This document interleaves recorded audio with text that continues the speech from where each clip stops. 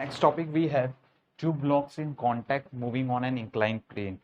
तो सबसे पहले हम एक यहाँ पर इंक्लाइंड प्लेन बना लेते हैं। So class this is inclined plane and the two blocks, suppose this is the first block and suppose this is the second block. This block having a mass m1 and this block having a mass m2. Okay, so now if you will see the topic, two blocks in contact moving on an inclined plane. Now class remember, जब ये दोनों block इस plane पे move कर रहे हैं तो obviously ये प्लेन जो है ये रफ है, तो ब्लॉक वन और प्लेन के बीच में कोई तो फ्रिक्शन होगी, ब्लॉक टू और प्लेन के बीच में कोई फ्रिक्शन होगी। ओके, यहाँ पर दो कंडीशन हो सकती है। पहली कंडीशन में ऐसा हो सकता है कि ये जो m1 है ये काफी तेजी से नीचे आ जाए एज कंपेयर टू m2। जब m1 आपका काफी तेजी से नीचे आ जाएगा एज कंपेयर टू m2 तो ऑब्वियसली ये दोनों ब्लॉक कांटेक्ट में नहीं होंगे, ये ब्लॉक कांटेक्ट में नहीं होंगे। मतलब कैसे हुआ, like this is m1 and this is m2। m1 बहुत तेजी से आ रहा है लेकिन m2 बहुत स्लोली आ रहा है, तो ऑब्वियसली इनका कांटेक्ट टूट जाएगा। करेक्ट। दूसरा कंडीशन ये हो सकता है कि यहाँ पर m2 और m1 दोनों कॉमन वेलोसिटी के साथ आ रहे, कॉमन एक्सेलरेशन के साथ आ रहे, जिसकी वजह से ये दोनों ब्लॉक्स हमेशा कांटेक्ट में रहे। So that's the thing we have. Okay, तो हमें यहाँ पर वही चीज पता करनी है कि इन दोनों ब्लॉक्स को अगर कांटेक्ट में रहना है, एक साथ चलना है, तो इनका कोएफिशिएंट ऑफ फ्रिक्शन क्या होना चाहिए और क्या कंडीशन होनी चाहिए, तो हमें ये चेक करना है। चलो यहाँ पर हम इस चीज को स्टार्ट करते हैं। फॉर एग्जाम्पल यहाँ पर ये जो इंक्लाइन प्लेन है थीटा एंगल बना रहा है, ब्लॉक वन और सरफेस के बीच में जो फ्रिक्शन है that is μ1 and block two है सरफेस के बीच में जो फ्रिक्शन है that is μ2। Our first target is to make FBD. चलो ब्लॉक वन की एफबीडी बनाएंगे सबसे पहले। This is the FBD for the block one. Block one का खुद का वेट, इसका जैसे कि मास है, so this is the m1g is the weight of the block one. Normal reaction, normal reaction n1 ले लिया हम लोगों ने। ये ब्लॉक नीचे की तरफ स्लाइड कर रहा है तो ऑब्वियसली जो फ्रिक्शन होगा वो राइट की तरफ लगेगा, so this is the frictional force. Second block first block को नॉर्मल रिएक्शन दे रहा है, तो सेकेंड ब्लॉक ने फर्स्ट ब्लॉक को नॉर्मल रिएक्शन n दे दिया। So this is the FBD that we have. Okay, same we will make a FBD for the second block. Suppose this is the second block, इसका खुद का weight in the downward direction that is m2g। normal reaction, first block giving the normal reaction to the second block in the right direction that is n। ये block भी नीचे slide कर रहा है तो फ्रिक्शनल फोर्स भी इसी direction में लग जाएगा। फ्लोर इसको नॉर्मल रिएक्शन प्रोवाइड करवा रहा है inclined plane in the upper direction that is n2। Okay, now class we will assume that this block is moving with an acceleration a1 और ये वाली ब्लॉक मूव कर रही है विद एन एक्सेलरेशन a2। ऐसा हमने अज्यूम किया है, दोनों ब्लॉक्स ऐसा मान के चलो डिफरेंट डिफरेंट एक्सेलरेशन के साथ मूव कर रहा है। ओके फाइन, तो यहाँ पर सबसे पहले हम बात करेंगे m1g की। m1g को मैं रिजॉल्व करूंगा into two components. I will consider this as my x axis and this as my y axis. So I will resolve m1g into two components, one along the x axis and another along the y axis. m1g पे आते हैं, m1g को मैंने resolve करवा दिया like this one and this one. So this component become m1g cos theta and this component become m1g sin theta because आपका ये angle theta होगा। ठीक है, सिमिलरली m2g को भी रिजॉल्व कराएंगे, this one and this one. यहाँ पर आपका एंगल थीटा फॉर्म हो रहा है तो जिसकी वजह से ये हो गया m2g cos थीटा और ये हो गया आपका m2g sin theta. So when you look the diagram, both first block and second block, इस डायग्राम में n1 is equals to m1g cos theta because हमें पता है that the net force in the y direction is zero। y direction में कोई भी forces नहीं होगा, मतलब ये ब्लॉक y डायरेक्शन में मूव नहीं करेगी, तो नेट फोर्स जीरो होने की वजह से हमें पता है n1 किसके इक्वल हो जाएगा, n1 is equals to m1g cos theta and we know that frictional force is nothing but mu n1, mu1 n1।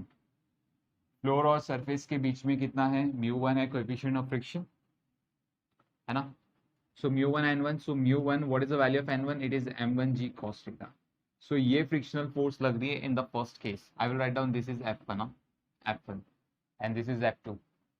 Okay, so यहाँ पर भी हम लोग लगा देंगे like n2 is equals to summation of force in y direction is 0, so therefore n2 is equals to m2g cos theta.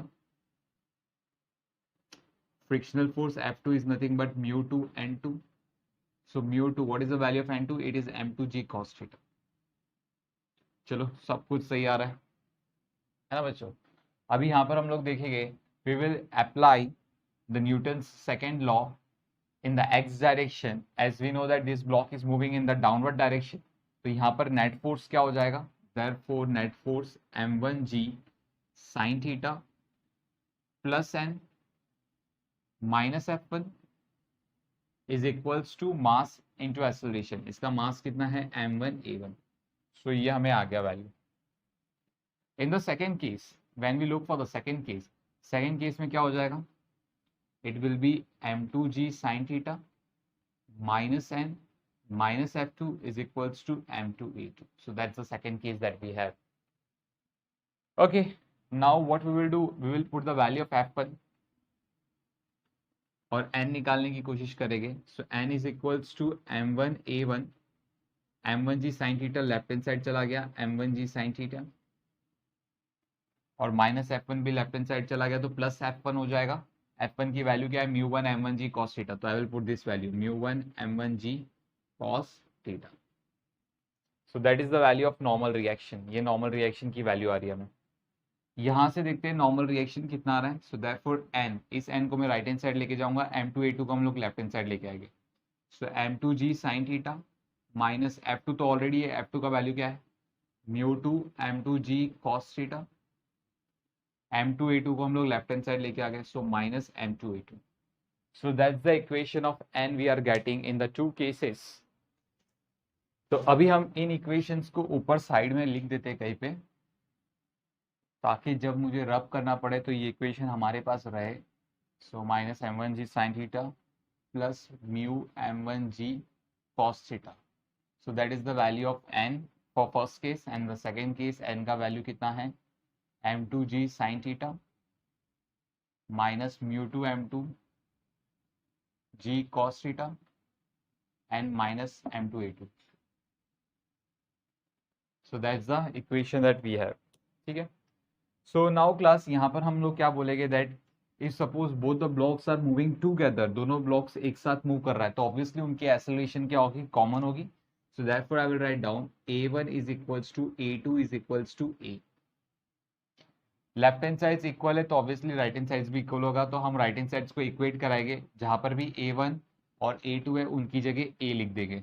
So therefore I will write down it is m1a minus m1g sin theta plus mu1 m1g cos theta is equals to m2g sin theta minus mu2 m2g cos theta minus m2 a2. Sorry a2 नहीं, सिर्फ a. तो अभी हम सिर्फ a वाले term को left hand side लेके जाएंगे, बाकी सारी टर्म्स को राइट हैंड साइड लेके जाएंगे. So therefore I will write down m1a तो ऑलरेडी था, minus m2a left hand side आ गया तो m1 प्लस m2 और मैंने a कॉमन ले लिया. इस टर्म को राइट हैंड साइड भेजेंगे, m2g sin थीटा है तो यहाँ पर ये minus m1g sin theta right hand side आ जाएगा तो प्लस हो जाएगा और फिर मैं g sin थीटा कॉमन भी ले लूंगा. सो m1 plus m2 and g sin theta मैंने कॉमन ले लिया. फिर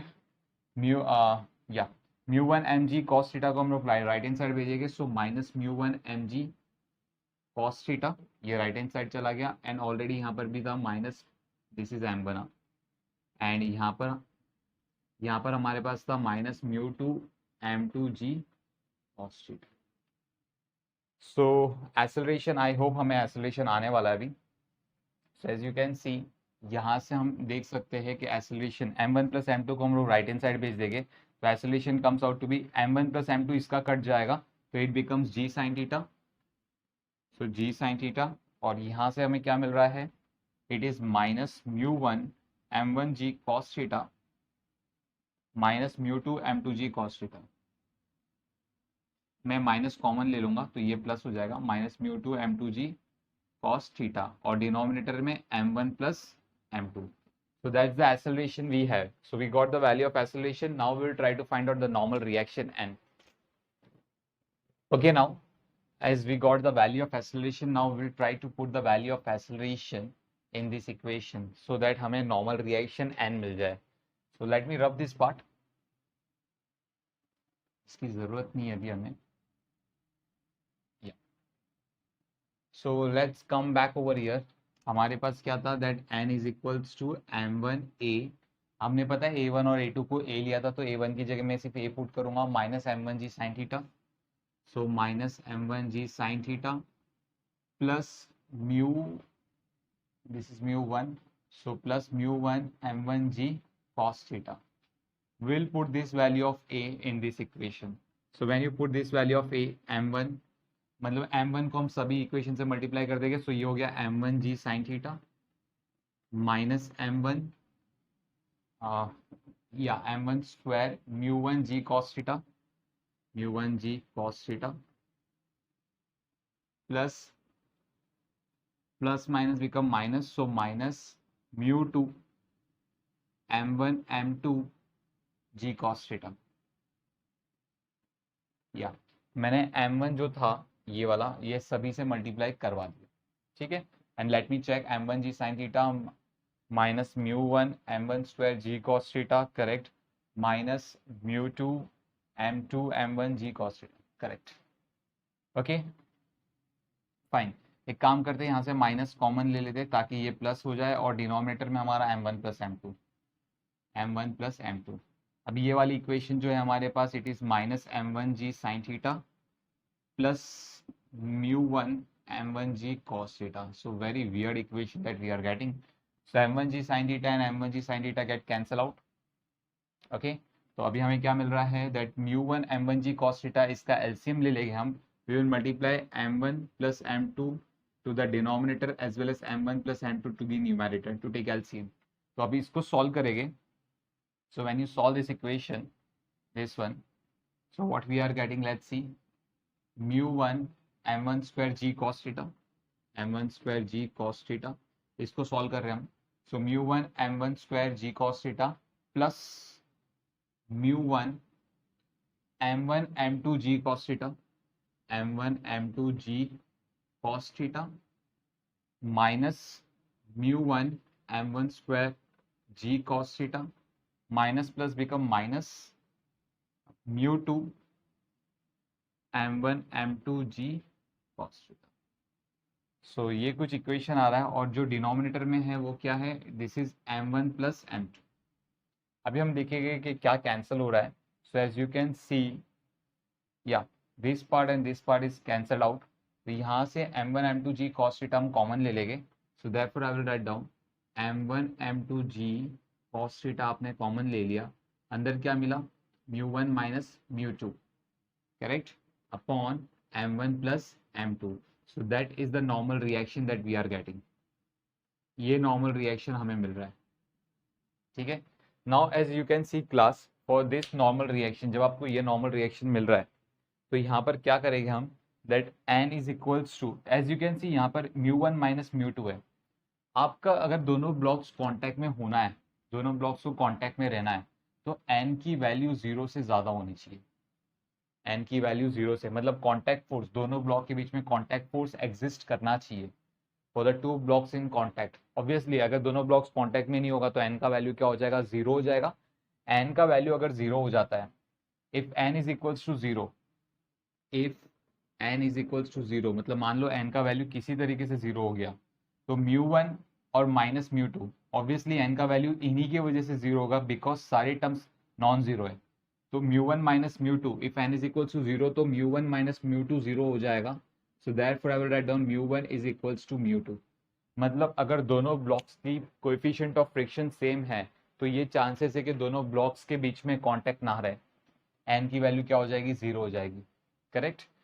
एक और कंडीशन भी हो सकती है, इफ n की value is less then 0. Obviously हमें पता है नॉर्मल रिएक्शन कभी 0 नहीं होती, सॉरी 0 से कम नहीं होती. नॉर्मल रिएक्शन कभी भी 0 से कम नहीं हो सकती, नॉट पॉसिबल एट ऑल. लेकिन यहाँ पर चांसेस हो सकता है कि n का वैल्यू इस इक्वेशन से 0 आ जाए, 0 से कम आ जाए. वो कौन से केस में होगा, जब आपका mu2 का value is greater then mu1. Obviously if mu2 का value is greater then mu1, अगर म्यू2 का वैल्यू म्यू1 से बड़ा होगा, म्यू2 का वैल्यू म्यू1 से बड़ा होगा, मतलब इसकी फ्रिक्शन कोएफिशिएंट ऑफ फ्रिक्शन इसकी कोएफिशिएंट ऑफ फ्रिक्शन से ज़्यादा है, तो ऑब्वियसली ये जो ब्लॉक है इसकी फ्रिक्शन ज़्यादा है, तो ऑब्वियसली इसकी एक्सेलरेशन कम होगी as compare to this block. इस ब्लॉक की एक्सेलरेशन ज़्यादा होगी तो ये ब्लॉक बड़ी तेज़ी से नीचे आएगा और ये ब्लॉक बड़ी आसानी से स्लोली नीचे आएगा। तो इस केस में भी कॉन्टैक्ट फोर्स नहीं बन सकता, मतलब दोनों ब्लॉक्स कॉन्टैक्ट में नहीं रहेंगे, कॉन्टैक्ट टूट जाएगा उनका। सिर्फ एक ही कंडीशन में कॉन्टैक्ट फोर्स हो सकता है, and that condition, what is that condition? If mu one is greater than mu two. If mu one, अगर आपका म्यू1 का वैल्यू म्यू2 से ज्यादा है, so therefore I will say that N का जो वैल्यू होगा वो 0 से ज्यादा होगा, एन का वैल्यू पॉजिटिव होगा, मतलब कॉन्टैक्ट फोर्स है वहां पर, कॉन्टैक्ट फोर्स 0 से क्या आ रहा है, ज्यादा आ रहा है। If contact force is greater then the 0, मतलब नॉर्मल रिएक्शन 0 से ज्यादा आ रहा है, मतलब ये दोनों ब्लॉक्स एक साथ कॉन्टैक्ट में है, और जब ये दोनों ब्लॉक्स एक साथ कॉन्टैक्ट में है तो ये एक साथ मूव करेंगे like this with common acceleration. तो ये कभी होगा जब आगे वाला जो ब्लॉक है ना, जो ब्लॉक अहेड है, जो ब्लॉक आगे चल रहा है, उस ब्लॉक का कोएफिशिएंट ऑफ फ्रिक्शन सेकंड वाली ब्लॉक से, जो ब्लॉक उसके पीछे है उससे कम होना चाहिए, उससे ज्यादा होना चाहिए, सॉरी। इसकी कोएफिशिएंट फ्रिक्शन इस जो ब्लॉक पीछे चल रहा है उसकी कोएफिशिएंट ऑफ फ्रिक्शन से ज्यादा होना चाहिए। Mu one should be greater than mu two. I'll write down that mu1 is greater than mu2 for two blocks to remain in contact. For two blocks to remain in contact.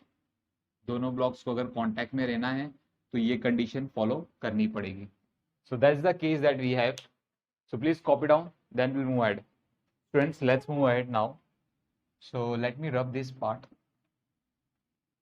अभी कुछ हम important points discuss करने वाले हैं इसी topic पे जो बहुत ही इम्पोर्टेंट है, ठीक है। तो सबसे पहले लेकिन उस इम्पोर्टेंट पॉइंट्स को डिस्कस करने से पहले हम एक्सेलरेशन निकाल देंगे। What is the acceleration between the two blocks, दोनों ब्लॉक्स की एक्सेलरेशन क्या होगी। तो उसके लिए मैं एन का वैल्यू यहाँ पर साइड में लिख देता हूँ, that is m1 m2 g cos theta mu one minus mu two upon m1 plus m2। so that is the value of normal reaction n. okay fine। अभी हम क्या करेंगे, ये जो n का वैल्यू है ये हमने ये n का वैल्यू यहाँ पर लिख दिया। तो अभी हम ऐसा मान के चलते हैं कि दोनों ब्लॉक्स के बीच में कांटेक्ट टूट गया, दोनों ब्लॉक्स के बीच में क्या हो गया, कांटेक्ट टूट गया। सो जब दोनों ब्लॉक्स के बीच में कांटेक्ट टूट गया तो n का वैल्यू क्या हो जाएगा, 0। तो हम यहाँ पर 0 पुट कर देंगे। तो 0 is equals to m1a1 minus m1g sine theta plus mu one m1g cos theta. Okay, m1a1 को यहीं पे रखेंगे, सारे टर्म्स को राइट हैंड साइड भेजेंगे, तो ये हो गया m1g sine theta minus mu one m1g cos theta is equals to m1a1 dividing entire equation with m1। so a1 का वैल्यू कितना आ गया, g sin theta minus mu one g cos theta. so that is the value of a1। हमें ये a1 का value आया। अब बात करेंगे a2 की वैल्यू की, तो यहाँ पर भी n का वैल्यू 0 पुट कर देंगे। 0 is equals to m2g sin theta minus mu two m2g cos theta minus m2a2। m2a2 को लेफ्ट हैंड साइड लेके आएंगे। so m2a2 is equals to m2g sin theta minus mu2 m2g cos theta। so m2 get cancel, तो a2 का value कितना मिला, a2 is equals to g sin theta minus mu2g cos theta। so that is the value of a2। तो बच्चों हमें a1 और a2 दोनों का वैल्यू आ गया है। अभी यहाँ पर हम पहले एक काम करते हैं, इन वैल्यूज को साइड में लिख देते हैं, फिर मैं आपको इंपॉर्टेंट पॉइंट्स बताता हूँ। so a1 is equals to g sin theta minus mu1g cos theta and a2 is equals to g sin theta minus mu2g cos theta। ठीक है, so that's the value that we have. तो अभी हमने इन दोनों एक्सेलरेशंस को side में लिख दिया है। नाउ वी विल सी कि हमें क्या इक्वेशन आ रही है। ओके, तो सबसे पहला केस हम बात करेंगे केस नंबर 1 की। केस नंबर 1 में हम ऐसा मान के चलेंगे that mu one is greater than mu two. If mu one is greater than mu two, अगर म्यू1 की वैल्यू म्यू2 से ज्यादा है ना, तो n हमेशा क्या रहेगा, n की वैल्यू आप जब देखोगे n की value is greater than 0 means there is a contact between the two blocks. Contact between the two blocks exist, दोनों ब्लॉक्स के बीच में कॉन्टैक्ट क्या करेगा, एग्जिस्ट करेगा। If mu one is greater than mu two. Okay, clear. And both the blocks will move with the common acceleration. दोनों blocks कौन सी एक्सेलरेशन के साथ मूव करेंगे? कॉमन एक्सेलरेशन के साथ मूव करेंगे इफ μ1 इज ग्रेटर देन μ2। चलो ये चीज समझ में आती है। I write down over here, both blocks move with common acceleration. Both blocks will move with common acceleration. कौन सी कॉमन एक्सेलरेशन? जो हम अभी थोड़ी देर पहले निकाल चुके हैं, ठीक है, जहां पर हमने a1 की वैल्यू निकाली थी, उसी एक्सेलरेशन के साथ दोनों ब्लॉक्स क्या करेगा? मूव करेगा। Next we will talk about second case. So in the second case, if, चलो मतलब मान लेते हैं, if μ1 is equals to μ2, if μ1 is equals to μ2, अगर μ1 और μ2 दोनों इक्वल है एक दूसरे से, तो यहाँ पर हमें पता है μ1 और μ2 अगर इक्वल हो गया तो नॉर्मल रिएक्शन की वैल्यू कितनी आ जाएगी? 0 आ जाएगी। नॉर्मल रिएक्शन अगर 0 आ गया, कॉन्टैक्ट बिटवीन टू ब्लॉक्स, दोनों ब्लॉक्स के बीच में जो कॉन्टैक्ट होगा, इट डज नॉट एग्जिस्ट। दोनों ब्लॉक्स के बीच में कॉन्टैक्ट एग्जिस्ट नहीं करेगा। दोनों ब्लॉक्स का कॉन्टैक्ट टूट गया तो उस टाइम n का वैल्यू हमें 0 आ रहा है और a1 का वैल्यू क्या आ जाएगा? a1 is equals to g sin theta minus mu g cos theta. So that is the value of a1. What is the value of a2 then? g sin theta minus mu g cos theta. तो आप जब यहाँ पर acceleration देखोगे तो आपको समझ में आ रहा है दोनों ब्लॉक्स का कांटेक्ट जरूर टूट गया है, लेकिन दोनों ब्लॉक्स की एक्सेलरेशन सेम है। ठीक है, अब बात करेंगे हम थर्ड केस की। थर्ड केस में इफ μ1 इज लेस देन μ2, μ1 की वैल्यू अगर μ2 से कम है तो ऑब्वियसली नॉर्मल रिएक्शन क्या हो जाएगा? लेस देन 0 हो जाएगा। नॉर्मल रिएक्शन 0 से कम हो गया means contact between the blocks does not exist. Contact between blocks does not exist, does not exist. And obviously अगर आपका μ2 का वैल्यू μ1 से ज्यादा है तो दोनों ब्लॉक्स डिफरेंट एक्सेलरेशन के साथ मूव करेंगे। So both blocks move with different acceleration. So these are some important points that you need to remember. कभी दोनों ब्लॉक्स कांटेक्ट में हो गए, कभी दोनों ब्लॉक्स का कांटेक्ट टूट जाएगा, तो हमने पूरी डेरिवेशन कर दी है इसके ऊपर। So please note down this thing, then we'll move to the numericals. So here we are with our first question. Let me read the question for you. Yeah. So the given figure shows two blocks in contact sliding down an inclined surface of inclination 30 degree. The friction coefficient between the block of mass 4 kg and the incline is μ1 is equals to 0.3, and that between the block of mass 2 kg and the incline is 0.2. Find the acceleration of the 2 kg block. We need to find out what is the acceleration of the 2 kg block. Okay, so let's start with this part. अभी हमें पता है class कि जब आप यहाँ पर देख रहे हो μ1 की वैल्यू 0.3 है, मतलब इसकी फ्रिक्शन सरफेस के साथ 0.3 विच इज ग्रेटर देन इसका जो फ्रिक्शन है सरफेस के साथ जो 0.2 है। अभी हमें पता है अगर इसका फ्रिक्शन ज्यादा होता है इसकी फ्रिक्शन से तो ये दोनों ब्लॉक क्या करेंगे? एक साथ मूव करेंगे विथ कॉमन एक्सेलरेशन। तो हमें पता चल गया कि ये दोनों ब्लॉक क्या कर रहे हैं? एक साथ मूव कर रहे हैं विथ कॉमन एक्सेलरेशन। तो हम क्या करेंगे? इस पूरे दोनों ब्लॉक्स को कॉमन एक सिस्टम मान लेंगे। ये दोनों ब्लॉक्स क्या है? एक सिस्टम है। तो 4 kg plus 2 kg comes out to be 6 kg। तो यहाँ पर मैंने क्या किया? सबसे पहले हम एफबीडी बना देंगे। सो यहाँ पर जब आप देखोगे तो ये जो ब्लॉक है ये 6 kg का आपका ब्लॉक है।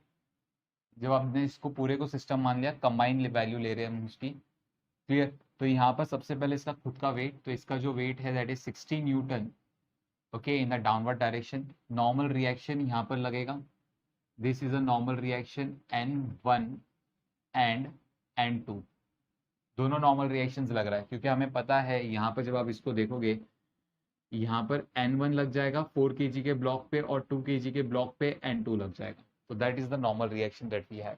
ठीक है, कंफ्यूज नहीं होना है। ओके, अभी ये जब दोनों ब्लॉक नीचे की तरफ मूव कर रहे हैं, स्लाइड कर रहे हैं डाउन द इंक्लाइन, तो इनके ऊपर फ्रिक्शनल फोर्स लगेगा in this direction. There are the two frictional force that is F1 plus F2। F1 4 kg और सरफेस के बीच में और F2 2 kg और सरफेस के बीच में। ठीक है, F1 का ऑब्वियसली फॉर्मूला क्या होगा आपका? μ1 N1 एंड F2 का फॉर्मूला क्या होगा? μ2 N2। ओके, तो यहाँ पर आ जाते हैं जब हम 4 kg के ब्लॉक की बात करेंगे। सो दिस इज 4 kg का ब्लॉक, इसका जो वेट है that is 40 Newton in the downward direction, ये आपका है N1। तो जब मैं 40 न्यूटन को रिजॉल्व करूंगा into two components, one is in this direction and another is in this direction, तो ये आपका जो हो जाएगा 40 cos 30 हो जाएगा और ये हो जाएगा 40 sin 30, है ना। कॉन्टैक्ट फोर्सेस भी होगा 2 kg और 4 kg के बीच में, लेकिन हमें सिर्फ फोर्सेस N1 की वैल्यू चाहिए, तो N1 की वैल्यू क्या हो जाएगी 40 cos 30, बाकी बनाने की जरूरत नहीं है, हमें सिर्फ N1 की वैल्यू चाहिए जो कितनी है 40 cos 30, तो N1 की वैल्यू कितनी हो गई 40 cos 30।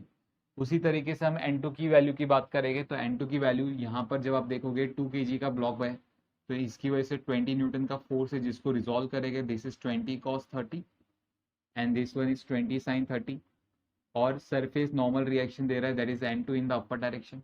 फ्रिक्शनल फोर्सेस सब लगेगी, लेकिन उसको बताने की जरूरत नहीं क्योंकि अब वो हमने यहाँ पर बता दिया है, ये सिर्फ डायग्राम इसके लिए बना रहा हूँ ताकि हमें N1 और N2 की वैल्यू मिल जाए। तो N2 की वैल्यू कितनी है 20 cos 30, तो N2 की वैल्यू कितनी आ रही है हमें 20 cos 30।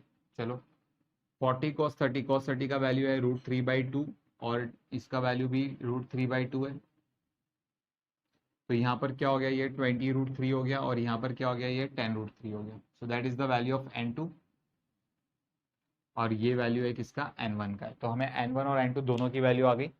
ओके, अभी हम क्या करेंगे, बस यहाँ पर न्यूटन की लॉ लगा दो। This two blocks are moving with common acceleration a in the downward direction, 60 newton को रिजॉल्व करवा दो this way and this way, so this will be 60 cos 30 and this one will be 60 sin 30. So if this block is moving in the downward direction, so I am applying the Newton's law, 60 sin 30 minus F1 plus F2 is equals to mass into acceleration, mass कितना है 6, acceleration 8, तो 6/8, correct? Okay, 60 sin 30, sin 30 का value हमें पता है 1/2, 60 into 1/2 करोगे तो 30 आ जाएगा। F1 का वैल्यू μ1 N1, μ1 की वैल्यू कितनी है 0.3 और N1 की वैल्यू है 20 √3। I will write down 0.3 into 20 √3, that is the value of F1। F2 की बात करेंगे अभी हम, या F2 की वैल्यू μ2 N2, μ2 की वैल्यू कितनी है 0.2, तो I will write down 0.2 और N2 की वैल्यू कितनी है 10 √3, so that is the value। Clear, इसको सॉल्व करते हैं which is equals to 6 है, so 30 minus 0.3 into 20 comes out to be 6, so it will be 6 √3, okay, and 0.2 into 10 comes out to be 2 √3 which is equals to 6 है, तो जब हम इसको solve करेंगे तो it comes out to be 36 √3 plus 2 √3 comes out to be 8 √3 upon 6 which is equals to a, so therefore the acceleration of the blocks comes out to be 30 minus 8 √3 upon 6, so that is the value of the acceleration of the blocks। तो ये दोनों blocks की acceleration है, clear? So please copy down this, then we'll do the next one। Class, let's move ahead now। So that's the question we have, and very interesting question। Let me open the question। Yeah, so the question is two blocks M1 and M2 are acted upon by two forces F1 and F2 as shown in the figure. If there is no relative sliding between the blocks and the ground is smooth, find the static friction between the blocks, make necessary assumption and discuss different cases। Okay, तो इन्होंने सबसे पहले बोला है कि M2 ये जो blocks है इस सरफेस के ऊपर जो रखा गया है, इन दोनों ब्लॉक्स के बीच में, ब्लॉक्स और सरफेस के बीच में कोई फ्रिक्शन नहीं होगा, स्मूथ बोला है, और इन दोनों की रिलेटिव स्लाइडिंग नहीं हो रही। रिलेटिव स्लाइडिंग नहीं हो रही मतलब फ्रिक्शन एग्जिस्ट नहीं करेगा, लेकिन स्टैटिक फ्रिक्शन एग्जिस्ट करेगा दोनों के बीच में, ठीक है, स्टैटिक फ्रिक्शन एग्जिस्ट करेगा दोनों के बीच में। तो हमें वही फाइंड आउट करना है कि स्टैटिक फ्रिक्शन जो एग्जिस्ट करेगा उसकी एक्चुअल डायरेक्शन क्या होगी और डिफरेंट केसेस हमें देखना है। क्लियर? ओके, तो यहाँ पर जब हम बात करेंगे, let's talk about mass m1, block whose mass is m1, so this is block whose mass is m1, तो इसका खुद का weight that is m1g, normal reaction that is n, okay, और इसके ऊपर फोर्स लगा रहे f, और हम ऐसा अज्यूम कर रहे हैं कि जो फ्रिक्शनल फोर्स लगेगा, अजम्पशन है, जो फ्रिक्शनल फोर्स लगेगा वो लेफ्ट की डायरेक्शन में लगेगा, so the frictional force is in the left direction that is f, and the value of this frictional force f की जो वैल्यू होगी वो क्या होगी μn1 होगी। सपोज इस ब्लॉक, एक दोनों ब्लॉक्स के बीच में कोएफिशिएंट ऑफ फ्रिक्शन कितना है म्यू है, सो μn1 is the frictional force between the two blocks, ठीक है। सो n1 की जब वैल्यू देखोगे, बट n1 की वैल्यू कितनी आ रही है आपको, n1 का वैल्यू है m1g, n1 नहीं सॉरी n की वैल्यू कितनी है m1g, तो एन की ये वैल्यू हम उठा के यहाँ पर रख देंगे, तो एफ की वैल्यू क्या मिल जाएगी हमें, mu m1g, so that is the value of F, ये फ्रिक्शनल फोर्स हमें आ रहा है। And let's say this block is moving in the right direction with an acceleration a, so यहाँ पर हम बात करेंगे that f minus F is equals to mass कितना है इसका m1 एंड एक्सेलरेशन कितना है a, so therefore I will write down यहाँ पर जो फ्रिक्शनल फोर्स है वो कितना आ गया f माइनस m1a। ठीक है, now let's talk about the second block. So suppose if this is the second block whose mass is m2, तो सबसे पहले इसका तो खुद का वेट देयर इज m2g, और ऊपर से फिर बाद में नॉर्मल रिएक्शन n2, ये ब्लॉक भी इसके ऊपर नॉर्मल रिएक्शन देगा दैट इज n, और यहाँ पर फोर्स लग रहा है f। इफ यहाँ पर फर्स्ट ब्लॉक पे फ्रिक्शनल फोर्स लेफ्ट की तरफ था, तो सेकंड ब्लॉक पे फ्रिक्शनल फोर्स राइट की तरफ होगा, as we know that frictional force on two blocks are in two different directions, two opposite directions, है ना। तो यहाँ पर जब आप, अच्छा ये ब्लॉक यहाँ पर कॉमन एक्सेलरेशन a के साथ मूव कर रहा है, तो यहाँ पर जब आप देखोगे that f plus F is equals to mass into acceleration m2a, correct. तो यहाँ पर जब हम बात करेंगे that small f is equals to m2a minus capital F,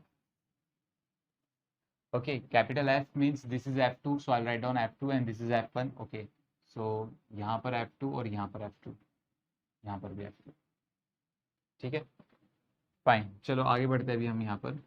So therefore I will write down small f, left hand sides are equal means right hand sides are also equal, so therefore I will make the right hand sides equal, so f minus m1a is equals to m2a minus f2, so therefore I will write down f1 plus f2 is equals to m1 plus m2a, f2 को left hand side भेज दिया, m1a को right hand side भेज दिया, तो a का value हमें कितना आ रहा है, it is f1 plus f2 upon m1 plus m2, so that is the value of a, putting this value of a in this equation to find out the frictional force, so therefore frictional force F is equals to f1 minus m1, a का value कितना है f1 plus f2 upon m1 plus m2, taking LCM, so f1 m1 plus m2 minus m1 f1 minus m1 f2 upon m1 plus m2, तो यहाँ पर जब हम brackets open करेंगे, तो जब हम ब्रैकेट्स ओपन करेंगे, सो m1 f1 plus m2 f1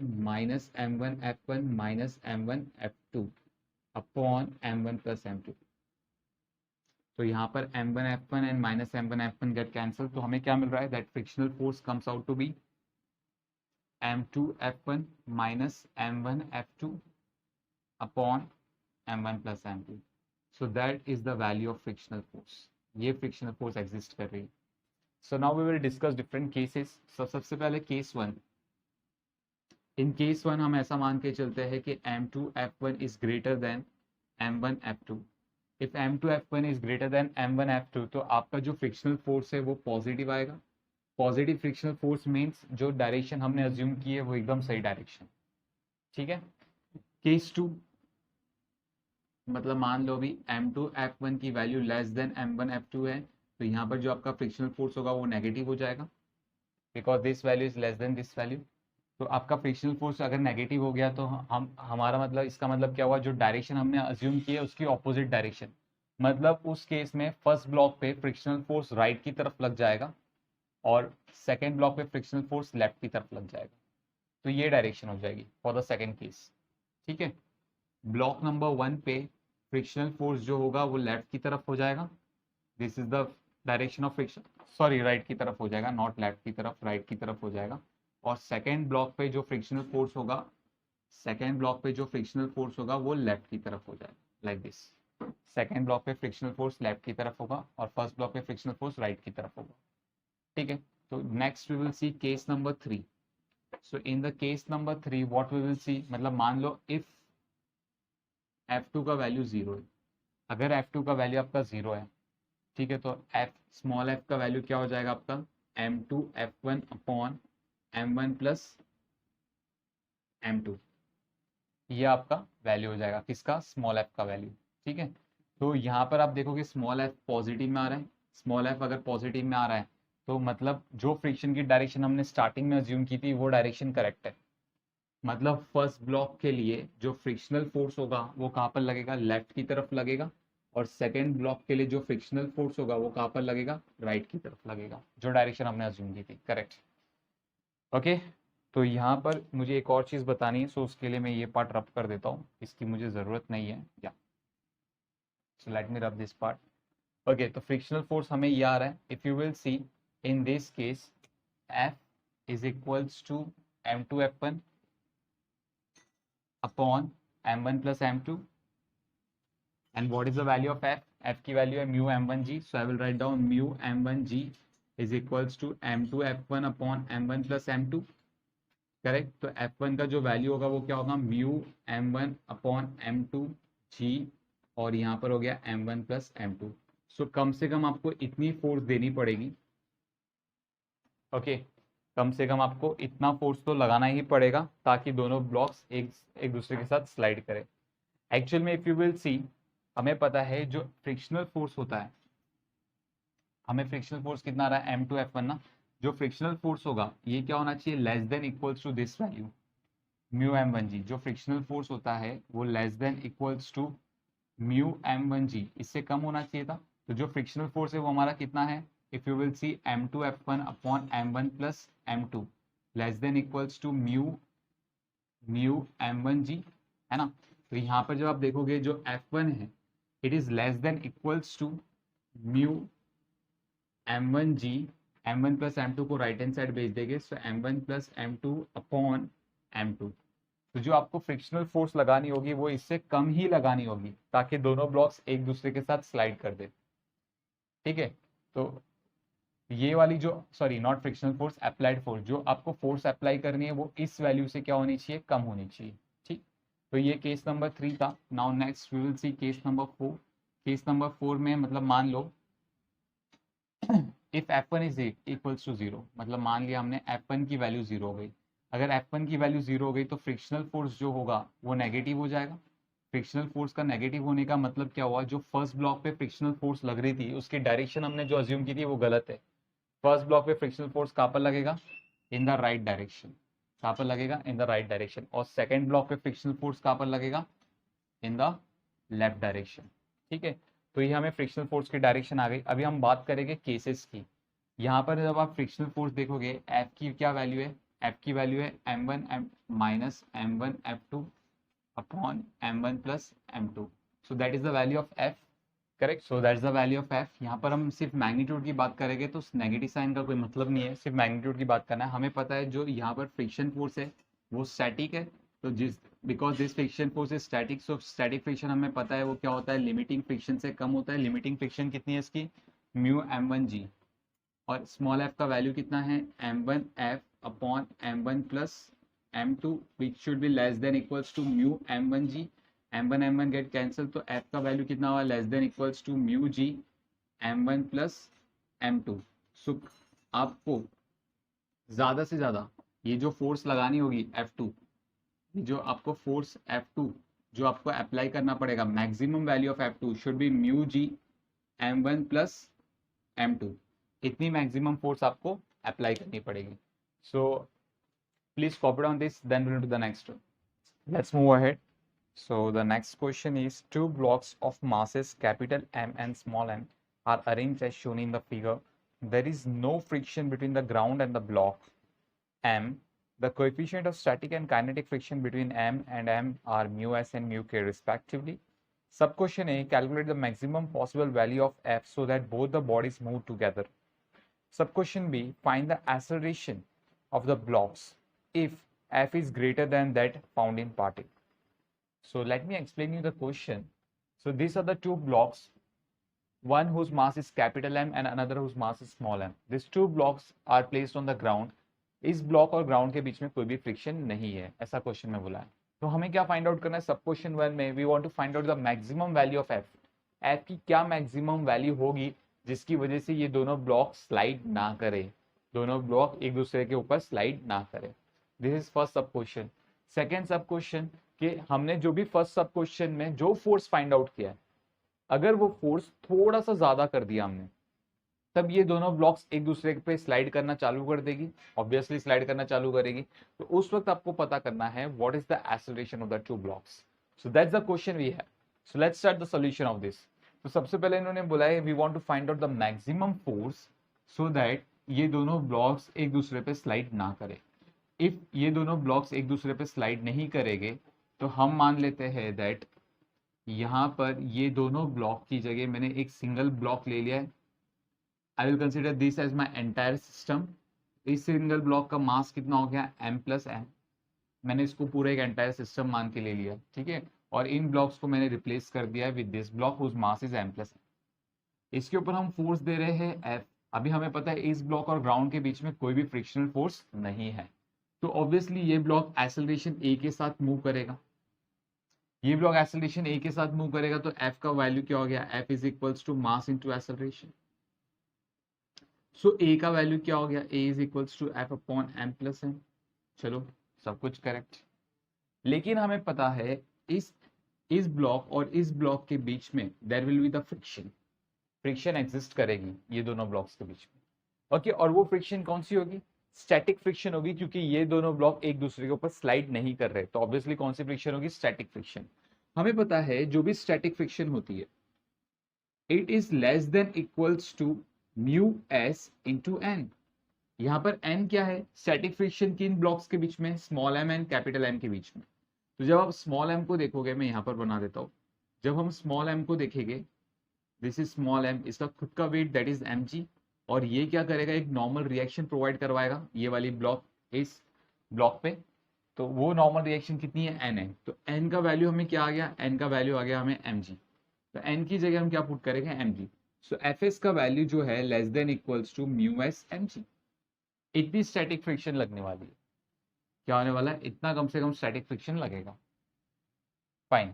सो यहाँ पर जब आप इस ब्लॉक को देखोगे, इस ब्लॉक पे what will be the direction of static friction, इस ब्लॉक पे स्टैटिक फ्रिक्शन की डायरेक्शन क्या होगी।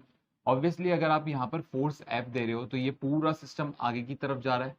तो ये पूरा सिस्टम अगर आगे की तरफ जा रहा है तो इस ये वाला जो ब्लॉक है ये भी तो आगे की तरफ जा रहा है। If this block is moving in the right direction, तो राइट डायरेक्शन को उसको खींचने के लिए, राइट डायरेक्शन में मूव करवाने के लिए कोई तो फोर्स इस ब्लॉक पे एग्जिस्ट कर रही होगी जो राइट डायरेक्शन में। ऑब्वियसली वो फोर्स कौन सी होगी, फ्रिक्शनल फोर्स। तो यहाँ पर एक फ्रिक्शनल फोर्स लग रहा है इन द राइट डायरेक्शन, यही फ्रिक्शनल फोर्स रिस्पॉन्सिबल था इस ब्लॉक को अपने साथ लेके जाने के लिए। यही फ्रिक्शनल फोर्स रिस्पॉन्सिबल था, यही फ्रिक्शनल फोर्स ने क्या किया, इस ब्लॉक को राइट की तरफ खिसका के लेके गया। कितनी एक्सेलरेशन के साथ, ऑब्वियसली ए एक्सेलरेशन के साथ, as both the blocks are moving with a acceleration in the right direction. Okay, तो यहाँ पर जब हम बात करेंगे द फ्रिक्शनल फोर्स, न्यूटन्स की लॉ लगा देंगे that frictional force F is equals to mass into acceleration. What is the value of acceleration, हमने ऑलरेडी कैलकुलेट किया, it is capital F upon m plus small m। We'll put this value of frictional force over here. So therefore I will write down it is mf upon capital M plus m less than equals to mu s mg. Now m and m get cancelled. So f का value कितना आ गया, less than equals to mu s g into capital M plus small m. So that is the value. इतना force जब तक लगता रहेगा body पे तब तक ये बॉडी स्लाइड नहीं करेगी। So therefore the maximum value of force, कितना मैक्सिमम वैल्यू है, it is mu S G capital M plus small M.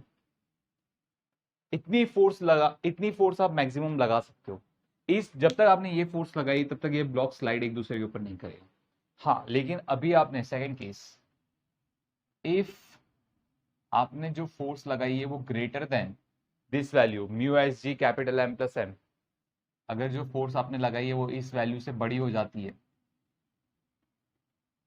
तो आपकी ब्लॉक एक दूसरे के ऊपर स्लाइड करना चालू कर देगी। और जैसे ही ब्लॉक एक दूसरे के ऊपर स्लाइड करना चालू कर दिया तो अब वहां पर स्टैटिक फ्रिक्शन नहीं लगता है, तब वहां पर कौन सी फ्रिक्शन लगती है, काइनेटिक फ्रिक्शन लग जाती है। तो हमें पता है काइनेटिक फ्रिक्शन का फॉर्मूला क्या है, F K is equals to mu K N. What is the value of N, N की वैल्यू कितनी है, एन हमने निकाला हुआ है एम जी, तो एन की जगह में एम जी पुट कर देंगे। So mu K M G, that is the value of kinetic friction. Okay, so we will draw the diagram. जैसे कि फर्स्ट बॉडी का हमने फ्री बॉडी डायग्राम बना दिया है। अब ये वाली जो फ्रिक्शन है ये स्टैटिक फ्रिक्शन नहीं है, काइनेटिक फ्रिक्शन है, और ये वाली जो ब्लॉक है ये A1 एक्सेलरेशन के साथ मूव कर रहा है। So therefore I will write down that Fk is equals to mass into acceleration according to the Newton's law. This force is responsible to give this acceleration. So Fk is equals to mass into acceleration, Newton's second law.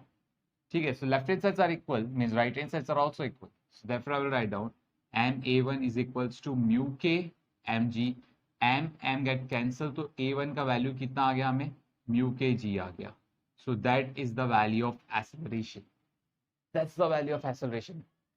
Clear a1. Now let's talk about the acceleration of the second block. चलो second block का FBD बनाएंगे हम.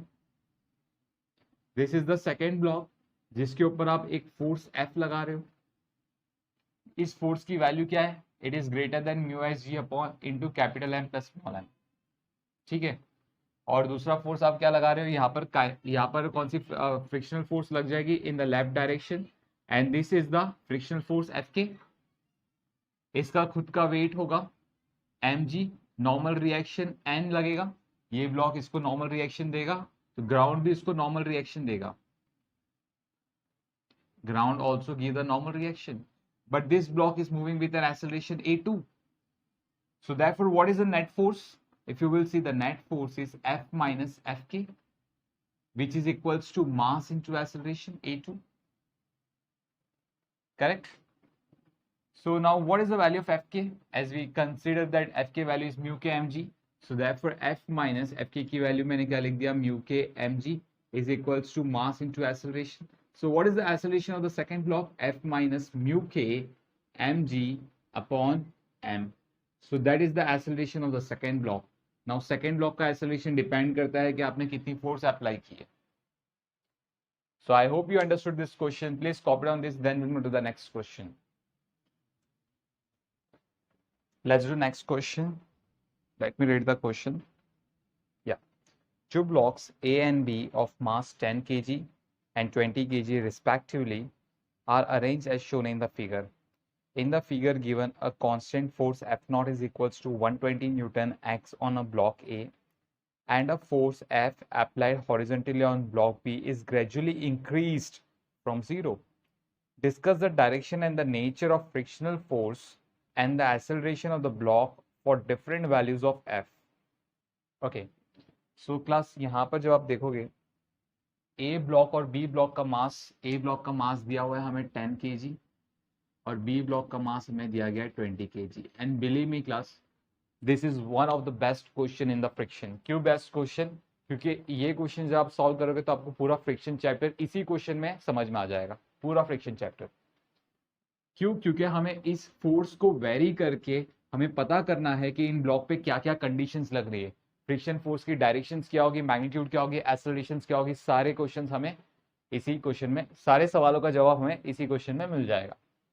इन्होंने एक चीज और कहा है कि यहाँ पर ब्लॉक बी और सरफेस के बीच में कोई भी फ्रिक्शन नहीं होगा, एकदम स्मूथ सरफेस है. तो बी और इस सरफेस के बीच में there is no friction, smooth surface है. यहाँ पर फ्रिक्शन होगा जहां पर काइनेटिक और स्टैटिक फ्रिक्शन की कोएफिशिएंट की वैल्यू सेम है, दैट इज 0.3. चलो केस 1 की बात करते हैं. Case 1, let's discuss case 1. What is case 1? जब आपने फोर्स 0 न्यूटन लगाई है, यहाँ पर ये वाली फोर्स आपकी कितनी है, 0 न्यूटन है, आपने कोई भी फोर्स नहीं लगाई. ठीक है, तो जब आपने यहाँ पर कोई भी फोर्स नहीं लगाया तो हम ऐसा मान के चलते हैं कि इस फोर्स की वजह से दोनों ब्लॉक्स एक साथ मूव कर रहे हैं. आपको हमेशा पहला कंडीशन ऐसा मानना होगा कि दोनों ब्लॉक्स एक साथ मूव कर रहे हैं. इस फोर्स ने क्या किया, इन दोनों ब्लॉक्स को एक साथ मूव करवा दिया.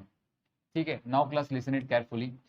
ओके, तो जब ये फोर्स रिस्पॉन्सिबल था दोनों ब्लॉक्स को एक साथ मूव करवाने के लिए, तो हमें पता है what is the total mass of the system, 10 + 20 30 kg. So that force F0 is equals to 30 into acceleration. ये ए एक्सेलरेशन के साथ क्या कर रहा है, आगे की तरफ जा रहा है इन द राइट डायरेक्शन, है ना. टोटल मास कितना हो गया, 30 kg.